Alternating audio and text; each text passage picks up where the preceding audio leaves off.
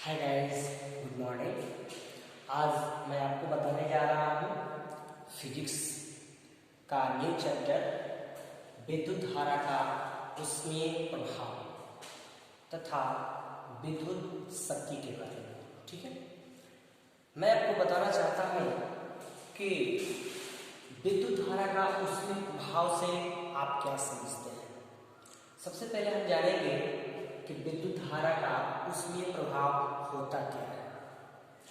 देखिए, जब कभी भी हम किसी चालक तार द्वारा विद्युत धारा को प्रवाहित करते हैं, जब विद्युत धारा उससे लगातार प्रवाह होते रहता है तो विद्युत धारा ऊष्मा के रूप में रूपांतरित हो जाता है। विद्युत धारा का ऊष्मीय प्रभाव में और ऊष्मीय रूप में और ऊष्मा के प्रकार में रूपांतरित होना ही विद्युत धारा का ऊष्मीय प्रभाव कहा जाता है। ठीक है, जैसे कि हम ऑलरेडी जानते हैं कि जब कभी भी किसी चालक तार द्वारा विद्युत धारा को प्रवाहित किया जाता है तो बार बार धारा प्रवाहित होने के कारण वो चालक तार गर्म होकर तप्त होकर लाल हो जाता है। ठीक है, बार बार धारा प्रवाहित करने के क्रम में चालक तार गर्म होकर लाल हो जाता है, तप्त हो जाता है।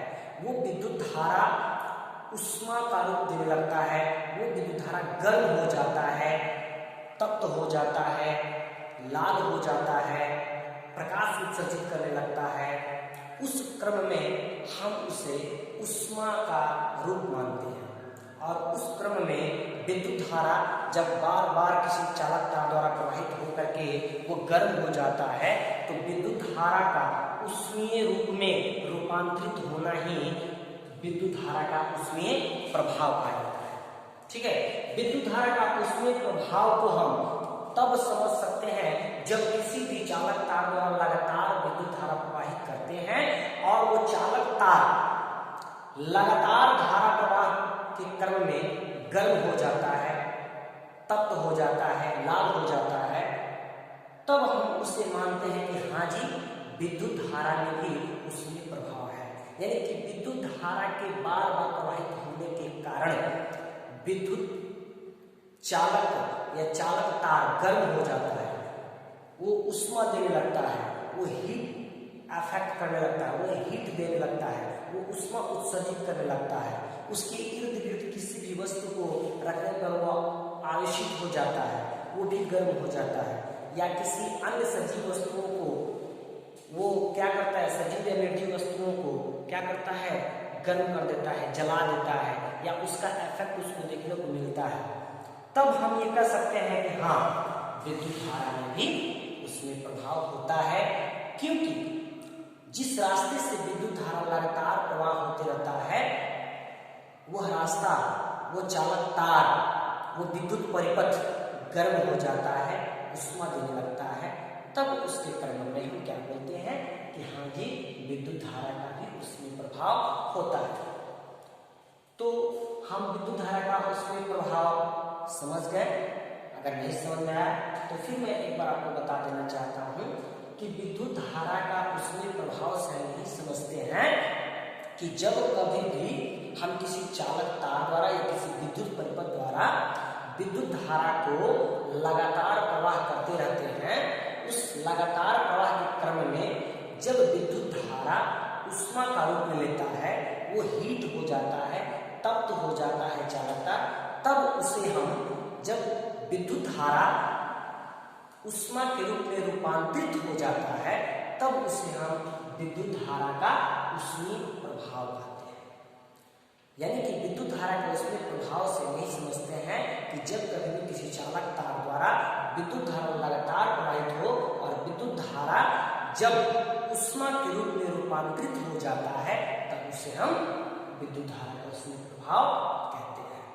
ठीक है, हमारा नेक्स्ट टॉपिक है विद्युत शक्ति।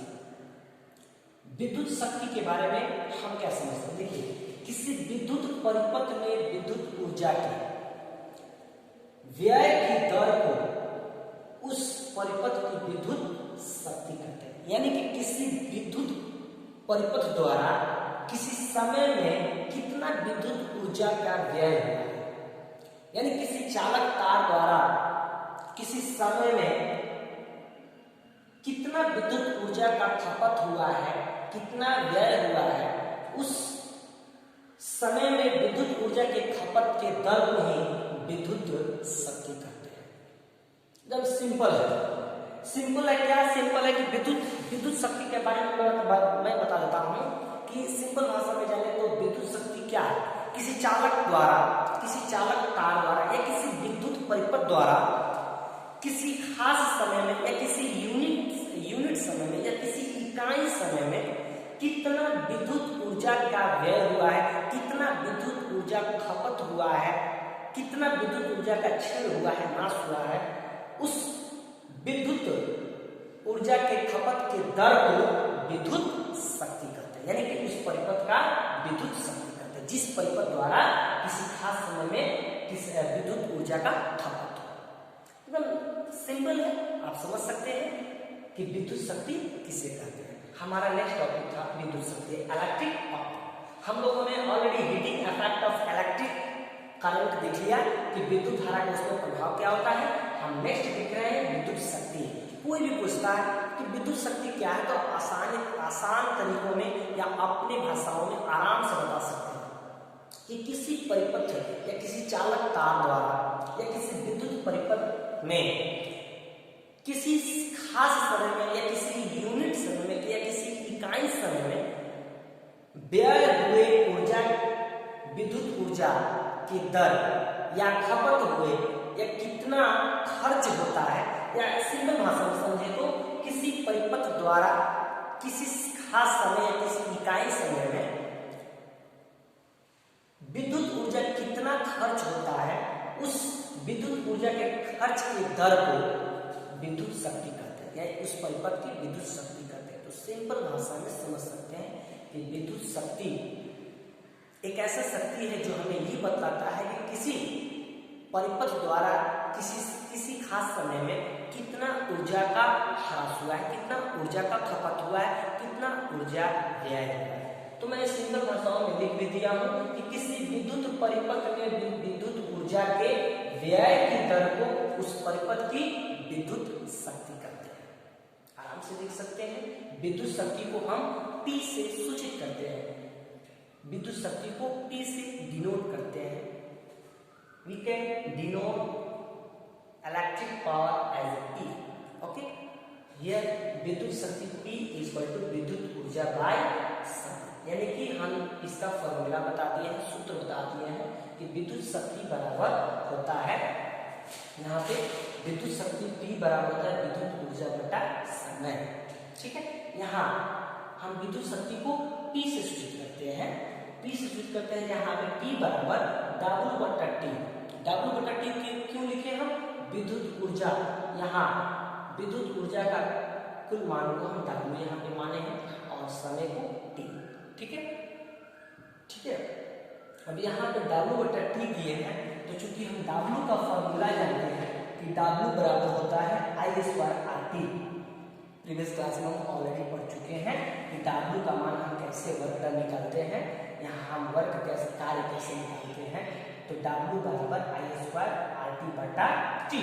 यहाँ एक सिंगल T से E कट गया, काट दिए, बचा हमारा क्या I²R, यानी कि P इक्वल टू I²R, यानी P इक्वल टू I²R।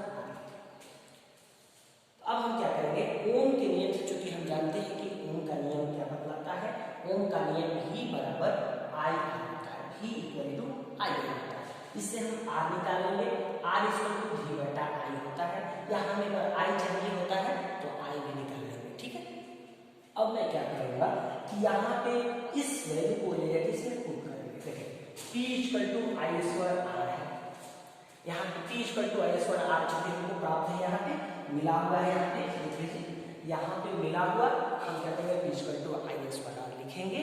उसके बाद क्या करेंगे I² को 0 करते हुए लिख देंगे और R का वैल्यू यहाँ पे चेंज करेंगे। R का वैल्यू यहाँ पे चेंज करने का मतलब हुआ कि R इक्वल टू V बटा I, उनके नियम से R इक्वल टू V बटा I यहाँ पे मिला हुआ है हमको, यहाँ पे R को यहाँ पर V बटा I लिख दिए और एक I से एक I को काट दिए, बचा हमारा एक I, तो V इंटू I बचा, लिख दिए यहाँ पे P इक्वल आई। ओके ना, यहाँ पे P equal to V into I लिख दिए। अब यहाँ पे देखिए पुनः मैं क्या करूँगा, ये हमारा एक इक्वेशन, हमको एक फॉर्मूला मिला यहाँ पे P equal to V into I, ऐसे एक फॉर्मूला यहाँ पे मिला। हम अगर चाहते हैं इसको और सिंप्लीफाई करने के लिए तो सिंप्लीफाई कर सकते हैं, इसको और सामान्य रूप में तोड़ सकते हैं। यहाँ पे देखिए P equal to V into I हमको मिला है, तो हम क्या करेंगे, P इक्वल टू V को जो कहते हुए छोड़ देंगे और I को चेंज कर देंगे। I को चेंज करने का मतलब ये हुआ कि I इक्वल टू V बटा R होता है, इसका मान उठा करके हम यहाँ पे रख देंगे। ये वैल्यू यहाँ पे पुट कर दी, यहाँ पे वैल्यू पुट किए तो V बटा R हुआ, यहाँ पे V इंटू V बराबर V स्क्वायर और R जो का 3 लिख दिए। यानी कि हमारा सेकंड फॉर्मूला एक और प्राप्त हो गया यहाँ पे कि P equal to V square by R। ये हमारा P का फॉर्मूला है, यहाँ पे शक्ति का फॉर्मूला, किस चीज का, विद्युत शक्ति, इलेक्ट्रिक पावर P, ठीक है ना, इलेक्ट्रिक पावर P का हमको फॉर्मूला मिला यहाँ पे। एक फॉर्मूला मिला P equal to I square R, दूसरा फॉर्मूला हमको P equal to V into I मिला, तीसरा मिला P equal to V square. तो फर्स्ट, सेकंड, थर्ड और बहुत सारे फॉर्मूले होते हैं, हम उसको नेक्स्ट क्लास में डिराइव करेंगे। अभी तक हम आपको ये बतलाना चाहते हैं कि आपके टॉपिक के अनुसार, आपके सब्जेक्ट के अनुसार यहाँ पे विद्युत शक्ति के बारे में आपको जानना था। मैंने बता दिया कि विद्युत शक्ति क्या होता है, किसी चालकता या किसी परिपथ या किसी विद्युत परिपथ द्वारा किसी इकाई समय में कितना ऊर्जा का व्यय होता है, खर्च होता है, उस ऊर्जा के व्यय के दर को उस परिपथ का विद्युत शक्ति कहते हैं। और उस विद्युत शक्ति को हम P से सूचित करते हैं। P बराबर होता है विद्युत ऊर्जा बटा समय, यानी कि विद्युत शक्ति बराबर विद्युत ऊर्जा बटा समय। यहाँ पे P इक्वल टू W बटा T होता है, इसको मैं डिराइव किया, इसका वैल्यू पुट किया, उसके बाद हम यहाँ पे काट कर इतना लाए और इसके बाद ओम के नियम से इसका मान बदल करके इसको सिंप्लीफाई करके उससे 1 से 2, 2 से 3 फॉर्मूला प्राप्त किए हैं। यहाँ पर पहला फॉर्मूला है, ये दूसरा फॉर्मूला है, तीसरा फॉर्मूला है और भी बहुत सारे फॉर्मूला है जो आपको नेक्स्ट क्लास में मिलेंगे। चूंकि यहाँ पे हम ऑलरेडी विद्युत शक्ति के बारे में पढ़ लिए, तो विद्युत शक्ति का एसआई मात्रक मैं बता देना चाहता हूँ कि विद्युत शक्ति का एसआई मात्रक वाट होता है। हम कभी भी पावर को वाट में मापते हैं, ठीक है ना, पावर को वाट में इतना वाट है, इतना वाट है करके मापते हैं ना, तो विद्युत शक्ति का एसआई मात्रक वाट होता है, ठीक है। जहाँ पे कोई भी पूछ देता है भाई वाट क्या है, तो 1 वाट बराबर होता है 1 जूल बटा 1 सेकेंड। कोई पूछता है कि 1 वाट को परिभाषित करें, तो 1 वाट को कैसे परिभाषित करेंगे, इसका नोट मैं आपको दूंगा। देखिए यहाँ पे 1 वाट को अगर परिभाषित करना है तो कह सकते हैं किसी विद्युत परिपथ या किसी चालक तार द्वारा 1 सेकेंड में 1 जूल ऊर्जा प्रवाहित की दर को ही हम 1 वाट कहते हैं। आराम से परिभाषित कर सकते हैं, 1 वाट बराबर 1 जूल बटा 1 सेकेंड, ठीक है। तो ये हुआ विद्युत शक्ति का एसआई मात्रक, ये विद्युत शक्ति हुआ, एक फॉर्मूला हुआ। बाकी अगर आपको इसमें कोई भी इस टॉपिक से रिगार्डिंग कोई भी प्रॉब्लम होता है आप पूछ सकते हैं, मैं आपको बताने के लिए तैयार हूँ, ठीक है। ये आज का आपका टॉपिक रहा। नेक्स्ट क्लास में हम आपको नेक्स्ट तरीके से और भी अच्छे तरीके से और आगे बताऊंगा। अगर कोई आपको प्रॉब्लम होता है इसमें तो आप पूछ सकते हैं, ठीक है। If you have any problem you can ask me, I will clarify your doubt, okay, I will try to clarify your doubt up to my best knowledge, okay, thank you all of you, पढ़िए।